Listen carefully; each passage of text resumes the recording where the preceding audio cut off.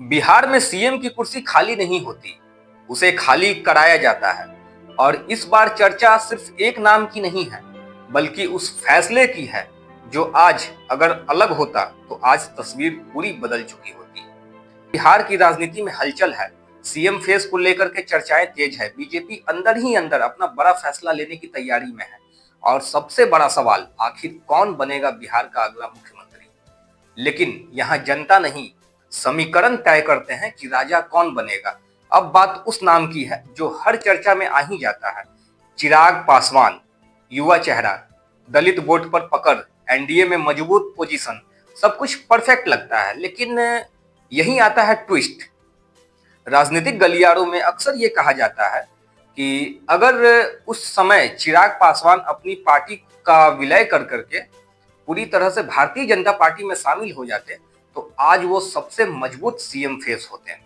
कई राजनीतिक विश्लेषकों का मानना है कि उनके पास वो सब कुछ था जो एक मुख्यमंत्री बनने के लिए चाहिए। लेकिन ये आधिकारिक बयान नहीं है, बल्कि राजनीति विश्लेषण और चर्चा है। राजनीति में सबसे बड़ी गलती क्या होती है? गलत फैसला नहीं, सही वक्त पर फैसला न लेना। चिराग पासवान ने अपनी अलग पहचान बचाई, लेकिन बड़ा दाव नहीं खेला। और राजनीति में जो बड़ा दाव नहीं खेलता वो बड़ा खिलाड़ी नहीं बन पाता। अब सीधा सवाल है, अगर चिराग पासवान नहीं तो कौन? चलो असली खेल समझते हैं। पहले नंबर पे तो है हमारे ये सम्राट चौधरी, जो पिछला वर्ग ओबीसी से आते हैं। खासकर कुशवाहा समाज में अच्छी पकड़ है। बीजेपी के प्रदेश अध्यक्ष भी रह चुके हैं। मतलब संगठन पर मजबूत पकड़ है। एग्रेसिव और अटैकिंग स्टाइल है इनका। ग्राउंड पर कार्यकर्ताओं को एक्टिव करने की क्षमता है। लेकिन कई बार बयानबाजी विवादित हो जाती है।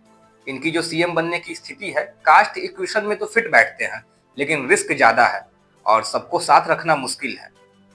दूसरे नंबर पे हैं हमारे नित्यानंद राय, बीजेपी के पुराने और सबसे भरोसेमंद नेता। केंद्रीय मंत्री रह चुके हैं, मतलब हाई कमान के करीब, लो प्रोफाइल और लेकिन अंदर से बहुत मजबूत नेटवर्क। लेकिन जनता के बीच इनका जो मास अपील है ये बहुत कम है। करिश्मा उतना नहीं दिखता।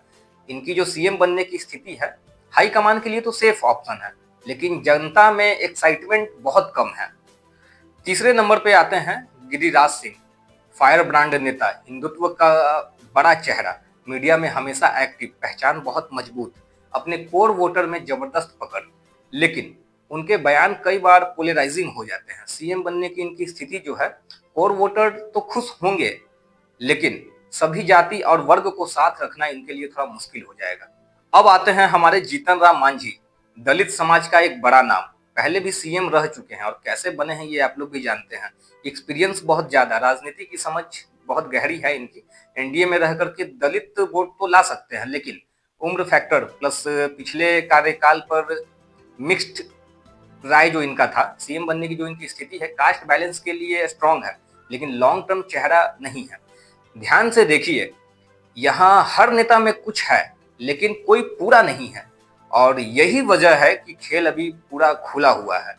बिहार में सीएम बनने के लिए चाहिए caste balance, party loyalty, control में रहना, और यही गेम बदल जाता है। बीजेपी को चाहिए एक स्ट्रांग नहीं, कंट्रोल नेता जो उनके पूरा कंट्रोल में रहे। अब सुनो सबसे बड़ा सच, बीजेपी किसी नए या फिर अनजान चेहरे को भी ला सकती है, क्योंकि भाई बीजेपी शुरू से ही सरप्राइज देती है। क्यों? ताकि इंटरनल फाइट खत्म हो जाए और पूरा कंट्रोल हाई कमान के पास हो। जो दिख रहा है वो बनेगा नहीं, और जो बनेगा वो अभी किसी को दिख नहीं रहा। तो पूरी कहानी क्या है? चिराग पासवान में भाई दम था, आज भी है, लेकिन टाइम मिसिंग जो हो गई। बीजेपी अब उस सेफ खेलना चाहती है। अगला सीएम न सबसे बड़ा नेता होगा और न सबसे पॉपुलर, बल्कि सबसे ज्यादा फिट होगा सिस्टम में। तो अब आप बताओ, क्या चिराग को वो मौका लेना चाहिए था या उन्होंने सही किया अपनी पहचान बचाकर?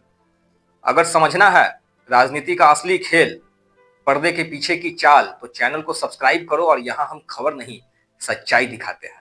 धन्यवाद।